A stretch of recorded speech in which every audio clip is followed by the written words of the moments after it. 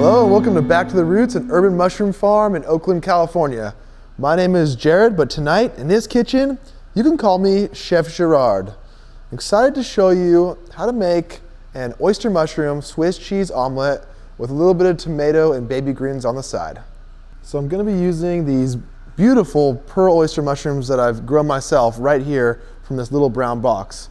Now it's super easy. All you've got to do is open up the box, cut open the bag, and spray it with water a couple times a day. Once in the morning, once at night, give it a nice spray, keep it moist, and all of a sudden these little mushrooms will start shooting right out of the box. In about 3 or 4 days after you start to see them grow, you'll have a nice harvest like this. It only takes about 10 days altogether. After that, you can harvest them, chop them up, and cook anything you like this omelet that I'm about to show you. Now to harvest these mushrooms, I'm going to use the most sophisticated tool in my arsenal, my hand. I'm just going to pull it right off, and all I'm going to do is cut off this little end part that's got some coffee grounds on it, because they grow on recycled coffee grounds. And from there, I'm not going to wash anything else, just going to chop them up. For my omelet, I'm going to want nice, kind of bite-sized pieces, and that's about it. I like to add a little bit of broccoli to my egg dishes. It's a nice texture, nice crunchiness, and I'm just going to chop off some of the crowns right now for this. And sometimes I like to just pick it apart and have nice little pieces so it's not too finely chopped up. Nice crunch, and the key is to not overcook it in your dish. So you want it to be a little bit al dente. Perfect. Got my pan on medium-high heat. I want to use an old test right now that my grandpa taught me to see if it's hot enough. And just add a little sprinkle of water. See if you get that nice sizzle.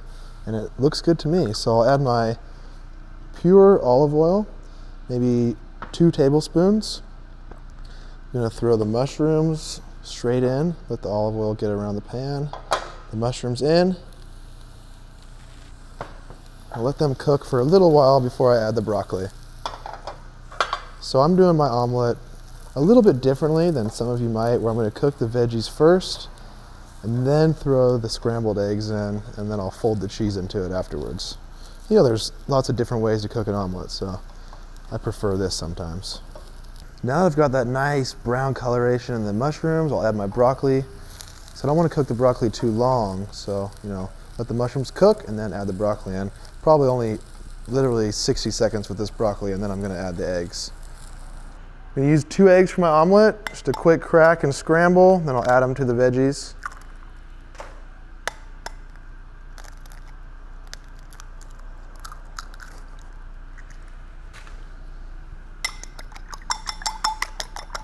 I think our broccoli is ready, so we'll throw the eggs right on top. Add a little bit of sea salt right before I throw the eggs in. This way the salt hits that heat of the pan and starts to melt a little bit. Then I'll add the egg in right on top.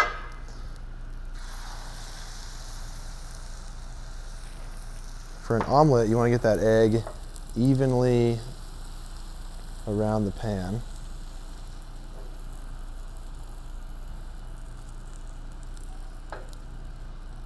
If you need to create a little space for the extra runny egg, you can kind of push it into the center and then tip it back again.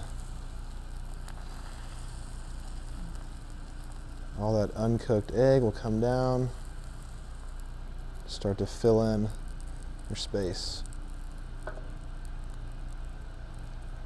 And then comes a little bit hard part of the flip. If you have a broiler, you can just broil it right underneath it and cooks the top. For the flip, you want to work the edges, get your spatula all the way around the end. It's key to have enough oil or a nonstick pan on this so you can get underneath it. And then with a little bit of luck and faith, you just whoop right over. Now to finish it off, I'm just going to add a little bit of Swiss cheese right on top. So I've decided to use this low-fat Jarlsberg here. It's a nice Swiss cheese, a mild flavor. I'm going to use, I think, 2 pieces. They're only 70 calories each, so I'm not gonna feel too bad. Right in the middle, I'm gonna fold over one side so it starts to melt all that cheese in the middle.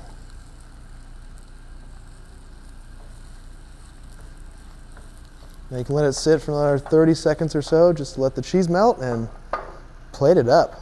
Now I plated up my omelet with a little bit of tomato and baby greens to add a little bit of that crunch and nice taste of the tomato to it.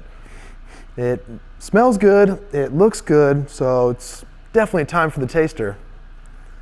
I want some of that Swiss cheese, a little bit of those mushrooms, and broccoli, of course. Yeah, the broccoli is perfectly cooked. Al dente, a little bit crunchy, not overcooked. The mushrooms got that beautiful nutty flavor, and the Swiss cheese just melted in there. It's amazing. So this is how you make oyster mushroom Swiss cheese omelet. My name is Jared, but you can call me Chef Gerard.